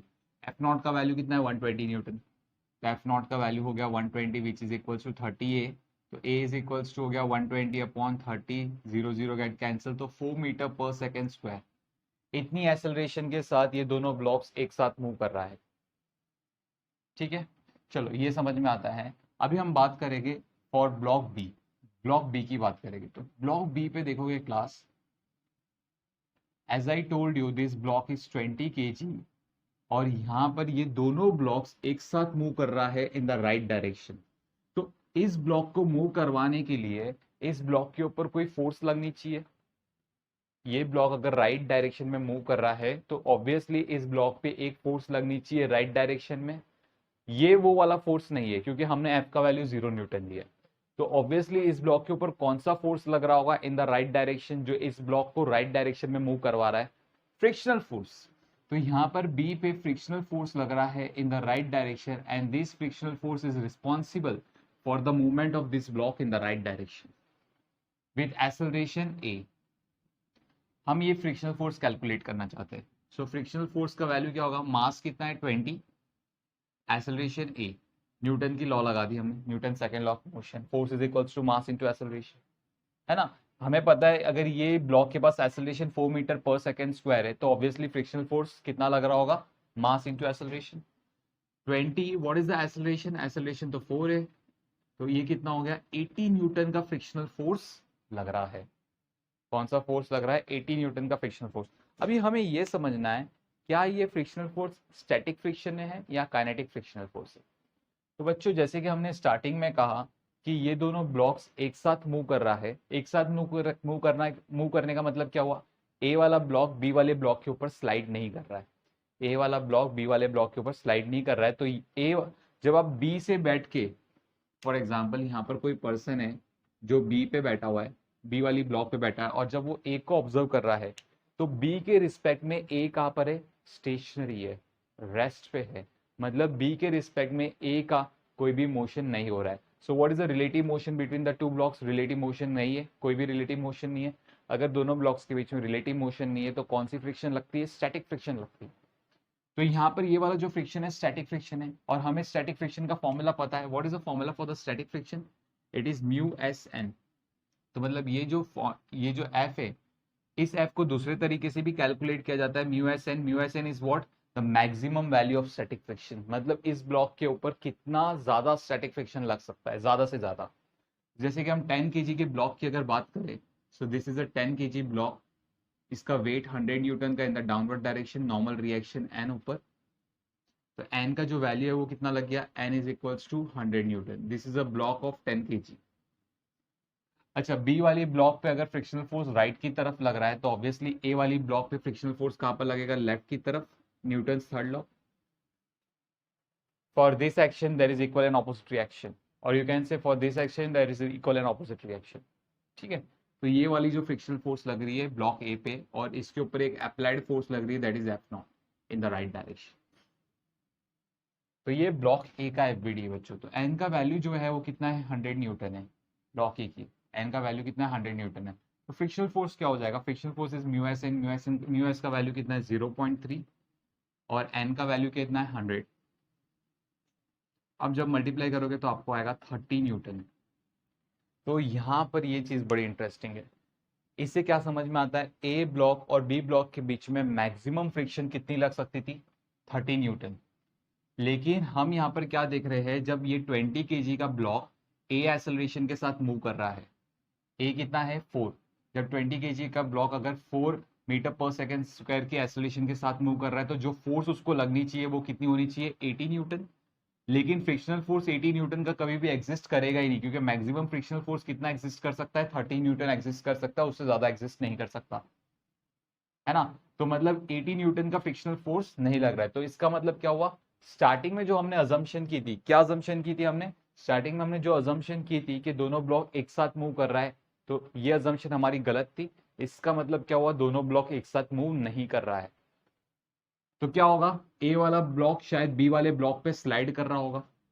ए वाला ब्लॉक बी वाले ब्लॉक पे क्या कर रहा होगा? स्लाइड कर रहा होगा, है ना। मैं क्यों ऐसा मैं बोल रहा हूं? बिकॉज ये जो 80 न्यूटन आया है, आप देखोगे फ्रिक्शन फोर्स का फॉर्मूला क्या है? मास इनटू एक्सेलरेशन। मास तो चेंज नहीं हो सकता, मास तो कांस्टेंट है। तो इसका मतलब इस जो बी वाला ब्लॉक है उसकी एक्सेलरेशन 4 नहीं होगी, उसकी एक्सेलरेशन कुछ और होगी, है ना। तो ये जो 4 मीटर पर सेकंड स्क्वायर का एक्सेलरेशन है ये गलत था बी वाले ब्लॉक के लिए। तो होपफुली बी वाला ब्लॉक का एक्सेलरेशन थोड़ा कम होगा एज कंपेयर टू ए वाले के एक्सेलरेशन के साथ। तो इसके लिए मैं कह रहा हूँ बी, ए और बी एक दूसरे के ऊपर क्या कर रहे हैं? स्लाइड कर रहे हैं। ए वाला ब्लॉक बी वाले ब्लॉक के ऊपर क्या कर रहा है? स्लाइड कर रहा है। करेक्ट। तो चलो हमें इतना समझ में आ गया कि हमारी जो अजम्पशन थी वो गलत थी। अभी हम बात करेंगे उनके एक्सेलरेशन की। Let's talk about the acceleration now. Suppose 10 KG वाला ब्लॉक है, ये A1 एक्सेलरेशन के साथ मूव कर रहा है और जो 20 kg वाला ब्लॉक है ये A2 एक्सेलरेशन के साथ मूव कर रहा है। सो पहले हम 10 kg वाले ब्लॉक की बात करेंगे। So for 10 kg net force लगा देंगे, that is F0 minus F is equals to mass, that is 10, and acceleration is A1. So what is the value of F0? F0 का value 120. What is the value of frictional force? 30 Newton, maximum इतना ही लग सकता है, 10A1. तो ये कितना हो गया आपका 90 which is equals to 10A1. 0 0 get cancelled, so A1 का value कितना आ गया? It is 9 meter per second square. That's the value of A1. Now let's talk about the value of A2. We know that frictional force F is equals to mass, that is 20 kg. So I will write down 20 and the value into A2, है ना। तो frictional force कितना है? Frictional force 30 Newton ही लग सकता है, उससे ज्यादा नहीं लग सकता। तो A2 का वैल्यू कितना हो गया? 30/20, 0 0 get cancel, 3/2 comes out to be 1.5 metre पर सेकंड स्क्वायर। सी यहाँ पर दोनों ब्लॉक्स की एक्सेलरेशन डिफरेंट है, इसका मतलब क्या हुआ? ए वाला जो ब्लॉक है बी वाले ब्लॉक के ऊपर स्लाइड कर रहा है। So that's the first case. Please copy down this first case, then we'll move to the second case. I hope you copied down. So now we will move to the second case. So second case क्या है? अभी first case में हमने f का value 0 Newton लिया था ना, second case में हम f का वैल्यू अभी बढ़ाना चालू करेंगे, f की वैल्यू बढ़ाना चालू करेंगे। तो let me rub this part. f की वैल्यू इतना बढ़ा देंगे और हम इस पॉइंट पे पहुंच जाएंगे कि दोनों ब्लॉक्स अभी एक साथ मूव करेगा। दोनों ब्लॉक्स क्या करेगा? अभी एक साथ मूव करेगा। So class now see here, यहाँ पर हमने f की वैल्यू बढ़ा दी। I'll write down, this is case number 2. Value of f is increased till that point when both blocks start moving together. जब दोनों ब्लॉक एक साथ मूव करना चालू कर दिए, उस पॉइंट तक हमने f की वैल्यू क्या कर दी? बढ़ा दी। उस पॉइंट तक हमने क्या किया? f का वैल्यू बढ़ा दिया। तो अब जब दोनों ब्लॉक्स एक साथ मूव करना चालू करेंगे तो ऑब्वियसली बच्चों उनकी एक्सेलरेशन क्या होगी? सेम होगी। और उन दोनों ब्लॉक्स के बीच में जो फ्रिक्शन लगेगा वो कौन सी फ्रिक्शन लगेगी? Static friction. अभी यहाँ पर क्लास काइनेटिक फ्रिक्शन और स्टैटिक फ्रिक्शन की कोएफिशिएंट जो है वो दोनों की सेम है, तो ऑब्वियसली स्टैटिक फ्रिक्शन का फोर्स और काइनेटिक फ्रिक्शन का फोर्स भी सेम ही आएगा, दैट इज 30 न्यूटन। क्लियर? तो ये चीज आपको याद रखनी है।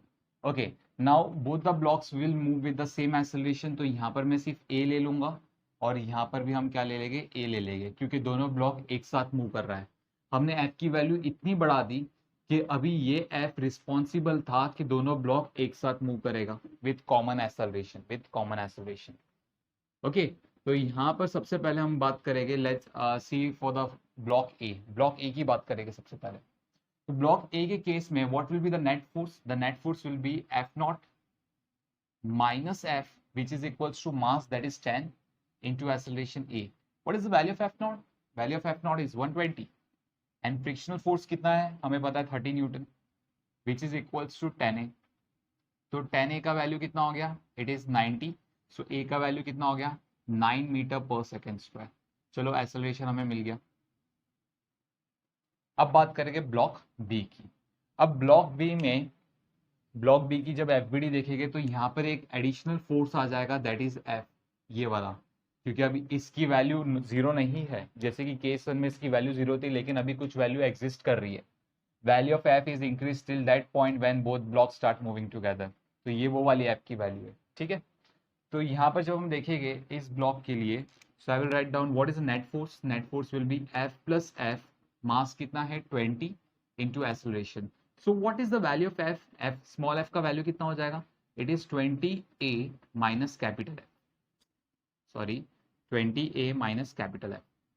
बच्चों ये इक्वेशन बहुत इंपॉर्टेंट है, थोड़ी देर में मैं समझाऊंगा कि ये क्यों इंपॉर्टेंट है। 20A माइनस एफ, सो इसको हम लोग साइड में लिख देते हैं, हमें जरूरत पड़ने वाली है उसकी, ठीक है। तो यहाँ पर हम बात करेंगे एफ, हमारा इंटरेस्ट पूरा एफ कैलकुलेट करने का है। So 20A minus small f, correct, 20A minus small f. तो यहाँ पर जब आप देखोगे what is the value of frictional force? 30 newton. So therefore I will write down F is equals to 20A minus frictional force तो आपका 30 है, okay, and acceleration कितना आ रहा है आपको? 9 आ रहा है। So F is equals to 20 into 9 करोगे, so you will get 180 minus 30, so your answer comes out to be 150 newton. तो जब आपका एक्सटर्नल फोर्स 150 न्यूटन का होगा, उस वक्त ये दोनों ब्लॉक एक साथ मूव करना चालू कर देंगे।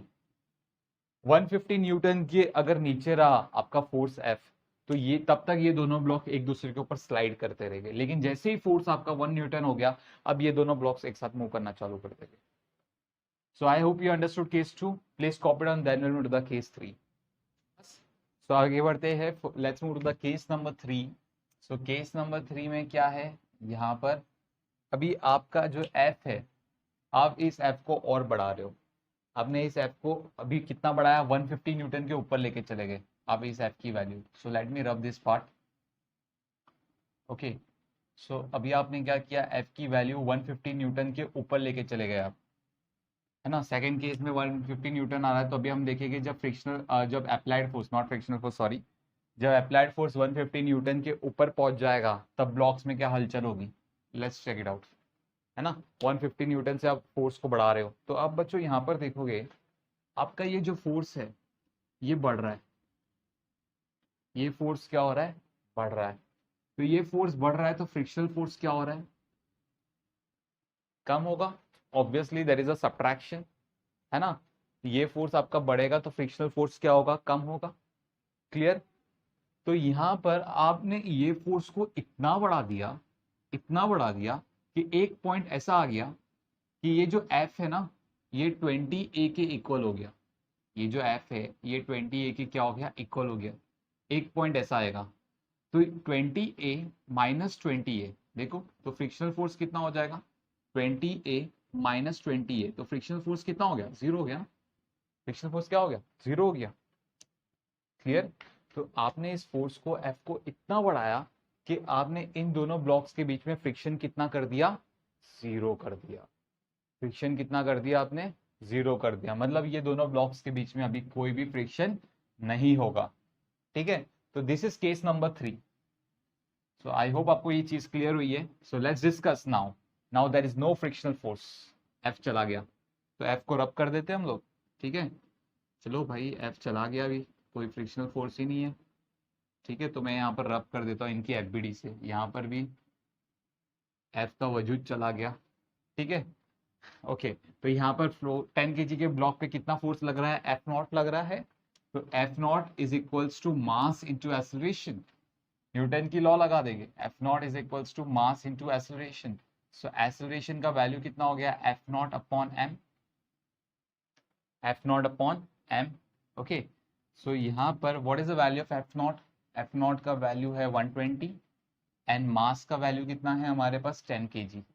या 0 0 गेट कैंसिल, तो ये कितना हो गया बच्चों, 12 मीटर पर second square. Now class remember one thing, if there is no frictional force between the two blocks, दोनों ब्लॉक्स के बीच में कोई भी फ्रिक्शनल फोर्स नहीं है, okay, this two blocks will move together. ये दोनों ब्लॉक्स क्या करेंगे, एक साथ मूव कर रहे हैं। ठीक है, दोनों ब्लॉक्स एक साथ मूव कर रहे हैं। तो जब दोनों ब्लॉक्स एक साथ मूव कर रहे हैं, तो ऑब्वियसली जो एक्सेलरेशन A का होगा वही एक्सेलरेशन किसका होगा, B का होगा।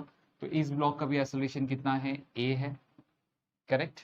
सो therefore I will write down F जो है force is equals to mass 20 into acceleration. So therefore I will write down 20A।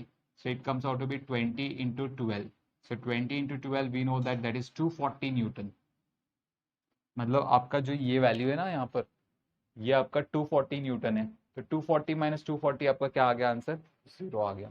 तो जब ये वाला force F is equals to 240 newton तक जाएगा, ठीक है, तब ये ब्लॉक क्या, इन दोनों ब्लॉक्स के बीच में फ्रिक्शन क्या हो जाएगी, जीरो हो जाएगी। फ्रिक्शन क्या हो जाएगी, जीरो हो जाएगी। Now plus remember one thing, एक चीज देखो, हमें फिर समझना है जब F का वैल्यू 150 न्यूटन से लेके 240 न्यूटन के बीच में होगा। देखो पहले वाले केस में F का वैल्यू 150 था, 150 से लेके 240 न्यूटन के बीच में अगर F का वैल्यू होता है, कोई भी बीच में, आप जैसे कि 200 न्यूटन ले लो, चलो 200 न्यूटन ले लोगे, तो यहाँ पर जब आप देखोगे एक्सेलरेशन कितनी है, एक्सेलरेशन 12 है। तो 20 इंटू 12 देखोगे तो 20 इंटू 12 कितना हो गया, इट इज 240 माइनस आपने F करना है। F जैसे कि मैंने मान लिया 200 न्यूटन है, इनके बीच में कहीं पे एग्जिस्ट करता है, 200 ले लो, चलो 200। तो यहाँ पर 200 कर दिया, तो 240 minus 200 comes out to be 40 newton. Correct, कितना हो गया 40 न्यूटन। हालांकि फ्रिक्शनल फोर्स 40 न्यूटन नहीं हो सकता क्योंकि मैक्सिमम फ्रिक्शन 30 न्यूटन ही लग सकती है। तो मैंने एक केस लिया, आपको सिर्फ समझाया है कि जब आपका जो एफ फोर्स है वो 150 से लेकर 240 के बीच में जब कहीं होगा तो इन दोनों ब्लॉक्स के ऊपर फ्रिक्शनल फोर्स लगती है, इन दोनों ब्लॉक्स के ऊपर फ्रिक्शनल फोर्स होगी। और कौन सी डायरेक्शन होगी फ्रिक्शनल फोर्स की, जो हमने पहले अज्यूम किया था वही डायरेक्शन होगी। जो केस 1 और केस 2 में था ना, वही डायरेक्शन फ्रिक्शनल फोर्स की होगी। ठीक है, so this is all about case 3। Please copy down, then we'll do the case 4. So now let's discuss case number 4. So let's discuss case number 4. So this is case number 4. अभी case number 4 में आपने इस force को 240 Newton से भी बढ़ा दिया। 150 Newton से तो था ही पहले ज्यादा, अभी 240 न्यूटन से भी ज्यादा कर दिया। 240 न्यूटन से ज्यादा कर दिया मतलब बच्चों यहाँ पर ये जो आपका 20A माइनस एफ था ना, आपने ये वाला फोर्स और ज्यादा कर दिया, मतलब 20A से बढ़ गया ये वाला फोर्स। एफ का जो वैल्यू था, सी यहाँ पर मैं बोलूंगा दैट यहाँ पर जो एफ है, जो प्रीवियस केस में हमें 20A मिल रहा था ना, उससे ज्यादा हो जाएगा। उससे क्या हो जाएगा, ज्यादा हो जाएगा। प्रीवियस केस की बात कर रहा हूँ। ठीक है, तो एफ का वैल्यू आपने इतना बढ़ा दिया कि एफ इज ग्रेटर देन 20 है। तो जब एफ 20 से ऊपर चले जाएगा तो आपका फ्रिक्शनल फोर्स जो है ऑब्वियसली बच्चों नेगेटिव में आ जाएगा, क्योंकि ये बड़ा है as compare to this one. तो फ्रिक्शनल फोर्स में नेगेटिव में आने का मतलब क्या हुआ कि जो हमने डायरेक्शन अज्यूम की थी पहले, ओके, जो मतलब केस 1 और केस 2 में जो भी डायरेक्शन थी फ्रिक्शनल फोर्स की, अब फ्रिक्शनल फोर्स उसके ऑपोजिट डायरेक्शन में लग रहा होगा। मतलब ध्यान से समझो, केस 2 तक फ्रिक्शन फोर्स, जैसे कि अगर मैं इस ब्लॉक की बात करूं, 20 kg के ब्लॉक की बात करूं, केस 2 में फ्रिक्शनल फोर्स राइट की तरफ था अपनी मैक्सिमम वैल्यू के साथ। केस 3 में फ्रिक्शनल फोर्स की वैल्यू मैक्सिमम से 0 तक आ गई। केस 4 में फ्रिक्शनल फोर्स अभी ऑपोजिट डायरेक्शन में लग गया। तो फ्रिक्शनल फोर्स अभी कहां पर लग गया, in the opposite direction, like this. देखो एफ बढ़ाने से फ्रिक्शनल फोर्स कैसे अपने आप को एडजस्ट कर रहा है। इसके लिए ही फ्रिक्शनल फोर्स को हम बोलते हैं सेल्फ एडजस्टिंग फोर्स। अपने आप को एडजस्ट करना चालू कर देता है फ्रिक्शनल फोर्स। तो यहाँ पर एफ पीछे की तरफ लगेगा और यहाँ पर एफ कहां पर लगेगा, आगे की तरफ लगेगा। दोनों जगह फ्रिक्शन ने अपनी डायरेक्शन क्या कर दी, चेंज कर दी। बस अभी हमें कुछ नहीं करना है, अभी हमें सिर्फ कैलकुलेट करना है। So let's calculate this part. So ये केस नंबर 4 है हमारा। ठीक है, और हम लोग ऐसा मान के चलेंगे कि फ्रिक्शनल फोर्स अपनी मैक्सिमम वैल्यू पे आ गया, दैट इज 30 न्यूटन।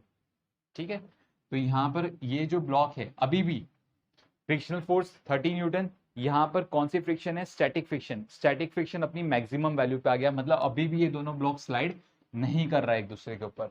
अभी भी ये दोनों ब्लॉक एक दूसरे के ऊपर स्लाइड नहीं कर रहा है। ठीक है, दोनों ब्लॉक इसका मतलब एक साथ मूव कर रहे हैं with common acceleration.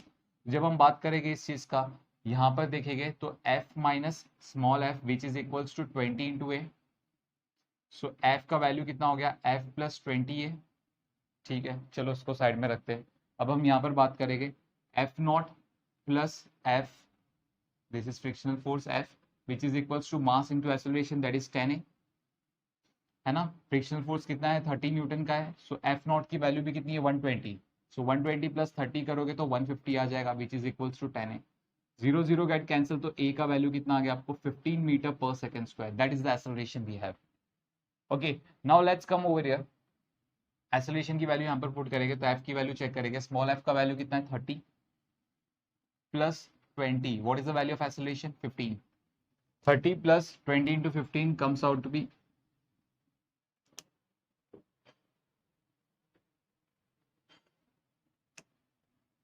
Okay, 30 plus 20 into 15 comes out to be 330 newton. तो आप इतनी फोर्स मैक्सिमम दे सकते हो। ठीक है, तब तक ये दोनों ब्लॉक एक दूसरे के ऊपर स्लाइड नहीं करेगा। Now let's talk about case number 5। अभी आपने एफ की वैल्यू 330 न्यूटन से भी ज्यादा कर दी। अभी आपका जब एक्सटर्नल फोर्स 330 न्यूटन से ज्यादा हो गया, तब ये ब्लॉक एक दूसरे के ऊपर स्लाइड करना चालू करेगी। Block start sliding on one another.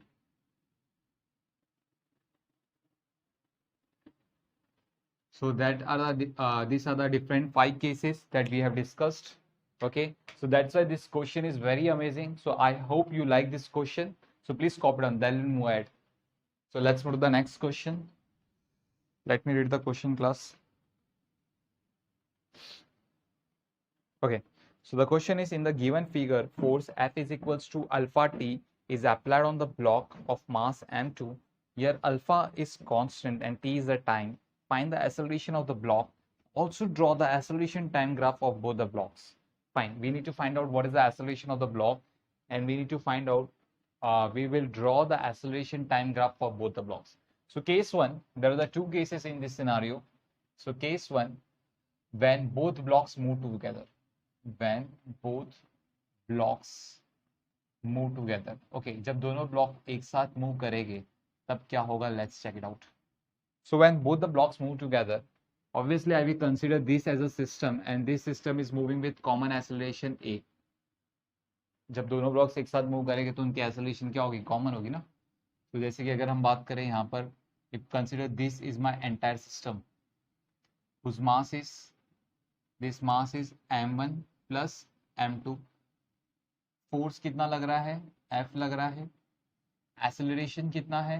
Let's say the acceleration is a. तो यहाँ पर जब हम बात करेंगे that F is equals to m1 plus m2 into acceleration, तो एक्सेलरेशन का वैल्यू कितना आ गया? It is F upon m1 plus m2. Okay, तो एक्सेलरेशन का वैल्यू हमें आ रहा है F upon m1 plus m2. तो ये हमें वैल्यू आ गई एक्सेलरेशन की. चलो nice. Now let's talk about block 2. m2 की बात करेंगे तो m2 का एफबीडी बना देते हैं. सबसे पहले इसका खुद का वेट दैट इज m2g, उसके बाद normal reaction that is n. इस m2 पे फोर्स लग रहा है F.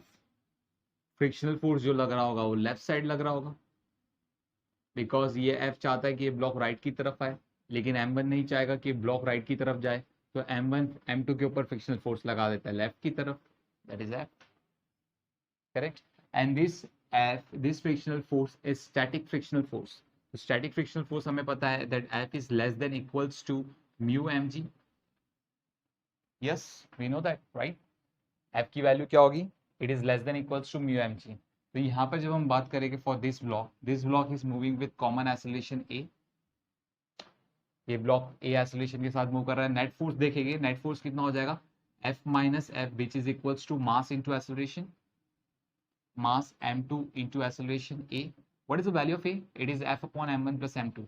So F minus F is equals to m2. a की जगह हम लोग लिखेंगे a F upon m1 plus m2. Correct. तो स्मॉल f का वैल्यू कितना हो गया? इस पार्ट को लेफ्ट हैंड साइड लेके चले जाओ, तो F minus m2 F upon m1 plus m2 taking LCM. तो F m1 plus F m2 minus m2 F upon m1 plus m2. मैंने एलसीएम लिया है, m1 प्लस m2 को f से मल्टीप्लाई करा दिया तो हमें ये इक्वेशन मिला, जहां पर हमारा fm2 और fm2 कट रहा है. तो यहाँ पर क्या मिल गया हमें? We got the value as f m1 upon m1 plus m2. That is the frictional force that we are getting. So will put this value of frictional force over here. Okay, तो यहाँ पर क्या value है? f m1 upon m1 plus m2, और यहाँ पर mu, just minute, okay ये m2 था, तो यहाँ पर म्यू m2 आ जाएगा, म्यू m2g. यहाँ पर हम लोग लिख देंगे that it is mu m2g. या so it is less than equals to mu m2g. f का जो वैल्यू है, f comes out to be less than equals to mu m2g upon m1 into m1 plus m2. So ये force आपको कम से कम ये वाली force देनी होगी इस ब्लॉक के ऊपर. किस ब्लॉक के ऊपर? m2 के ऊपर. ज्यादा से ज्यादा, कम से कम नहीं, सॉरी, ज्यादा से ज्यादा, आप ज्यादा से ज्यादा इतना फोर्स दे सकते हो, ठीक है, ताकि ये दोनों ब्लॉक एक साथ स्लाइड करें, एक साथ मूव करें, ताकि ये दोनों ब्लॉक्स एक साथ क्या करें? मूव करें. ओके, सो यहाँ पर आपको इतनी फोर्स देनी होगी. एफ का वैल्यू क्या है? एफ का वैल्यू है अल्फा टी. तो एफ की वैल्यू मैं पुट कर दूंगा. So therefore alpha T is less than equals to mu m2g upon m1 and bracket में m1 प्लस m2. अल्फा को लेफ्ट हैंड साइड भेजिएगा, so T is less than equals to mu m2g upon alpha m1 and m1 plus m2. ठीक है, तो इस time तक क्या होगा? दोनों ब्लॉक एक साथ मूव करेगी. दोनों ब्लॉक क्या करेगी? एक साथ मूव करेगी. सो नाउ लेट्स से ये टाइम कौन सा है? इसको टी नॉट बोल दो. This is mu m2g upon alpha m1 and into m1 plus m2. इस टाइम को मैंने टी नॉट बोल दिया. करेक्ट, इस टाइम को हमने क्या बोल दिया, टी नॉट बोल दिया। चलो गुड।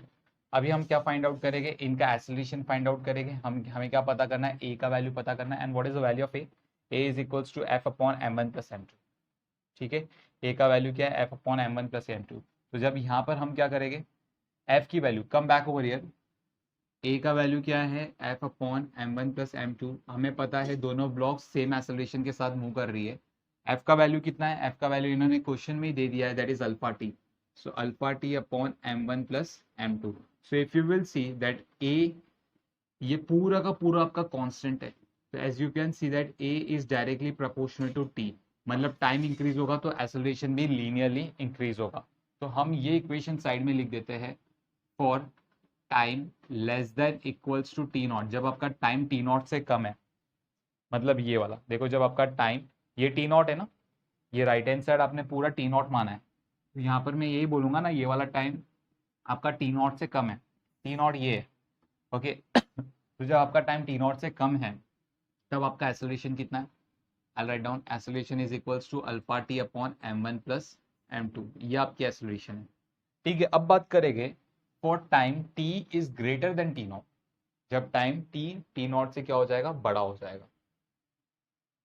ठीक है, case two, let's discuss case to.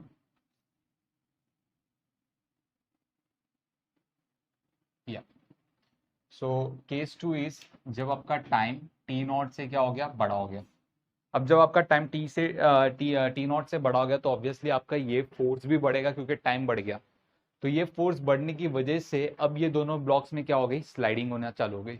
अब ये दोनों ब्लॉक एक दूसरे के ऊपर स्लाइड करेगा।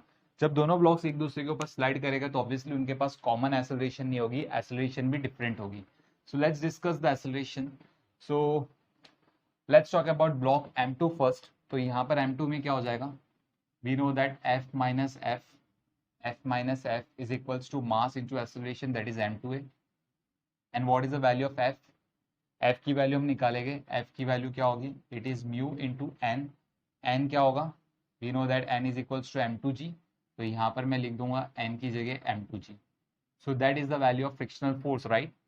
So I will put this value of frictional force in this equation. So therefore I will write down F minus alpha की वैल्यू कितनी है, mu m2g which is equals to m2a. And what is the value of F? The value of F is alpha t. तो value of F की जगह हमने alpha T लिख दिया, minus mu m2g is equals to m2। अच्छा, इस block को मान लेते हैं कि A2 एक्सेलरेशन के साथ जा रहा है। ठीक है, A2, therefore A2 का वैल्यू कितना आ रहा है आपको, alpha T minus mu m2g upon m2. So that is the value of A2 we are getting. Now let's talk about the value of A1. A1 की बात करेंगे, मतलब इस ब्लॉक की एक्सेलरेशन की बात करेंगे। So let's talk about that block. So this is block whose mass is m1. ये जो ब्लॉक है उसका मास m1 है। इस ब्लॉक के ऊपर फ्रिक्शनल फोर्स लगेगी इन द राइट डायरेक्शन, क्योंकि m2 पे फ्रिक्शनल फोर्स लेफ्ट डायरेक्शन में। तो यहाँ पर एक फ्रिक्शनल फोर्स लग रही है इन द राइट डायरेक्शन, और इस ब्लॉक के ऊपर कोई भी फोर्सेस नहीं होगी, इसका खुद का वेट होगा, that is m1g। Second block, इस ब्लॉक के ऊपर नॉर्मल रिएक्शन देगा इन the downward direction, that is an, और ग्राउंड इसको नॉर्मल रिएक्शन देगा, दैट इज n1। तो यहाँ पर जो फ्रिक्शनल फोर्स है F, ये हम लोगों ने ऑलरेडी निकाल चुके हैं। F कितना है, म्यू m2g। ठीक है, तो यहाँ पर हमें पता है that frictional force is the responsible to give the acceleration to this block. यही फोर्स रिस्पॉन्सिबल होगा इस ब्लॉक को एक्सेलरेशन प्रोवाइड कराने के लिए। So F is equals to mass into acceleration, so m1 a1, left hand sides are equal, right hand sides are also equal, so m1 a1 is equals to mu m2g. Therefore a1 का value कितना आ गया, mu m2g upon m1. So that is the value of acceleration a1. ये कभी है, जब time t is greater than t not, जब time t आपका क्या है, t नॉट से बड़ा है। तो now let's plot the graph, let me rub this part, उसके बाद ग्राफ प्लॉट करते हैं हम। Let's plot the graph. So first I will plot a graph for acceleration a1, means acceleration of block number 1। हम block number 1 का graph plot करेंगे with respect to time. Okay, so हमें पता है, let's say this is the time T not. Time T not के पहले, time T not के पहले this is the acceleration. As you can see acceleration is directly proportional to time T, means as the time t increases acceleration also increases, like this। till time t naught. This happens till time t naught. But after time t naught, as you can see, acceleration is not depend on the time. Entire right side is constant. The entire right side is constant means is after time t naught के बाद acceleration is constant. So this is the acceleration time graph for the block number 1. Now let's talk what is the acceleration time graph for the block number 2. So x axis पे time, y axis पे acceleration a2. t naught तक हमें पता है this is the same acceleration for block 1 and 2. तो t naught तक acceleration is directly proportional to time. तो यहाँ पर हमें पता है acceleration क्या है, directly proportional time के like this. But what happens after t naught to the acceleration of a2? a2 की acceleration को t naught के बाद क्या हो गया? Let's check it out. So a2 की जब हम बात करेंगे, class now here, आपका टाइम इंक्रीज होते जाएगा, टाइम इंक्रीज होते जाएगा, टाइम इंक्रीज होते जाएगा, तो एसेलेरेशन a2 की वैल्यू भी क्या होगी, इंक्रीज होते जाएगी. ठीक है, तो यहाँ पर जब हम देखेंगे if you will time increase हो रहा है तो ये पार्ट इंक्रीज हो रहा है, तो इनका सब्ट्रैक्शन भी इंक्रीज होगा, जिसकी वजह से a2 का वैल्यू भी क्या होगा, बढ़ते जाएगा. तो a2 का वैल्यू इस पॉइंट के बाद ऐसे बढ़ते गया like this. This is not a curve, this is a straight line only. So means ऐसे जा रहा है like this. Clear? So this is the graph of A1 and A2. So with this numerical, we will end this lecture. If you like this lecture, then please share with your friend and subscribe our channel. Thank you.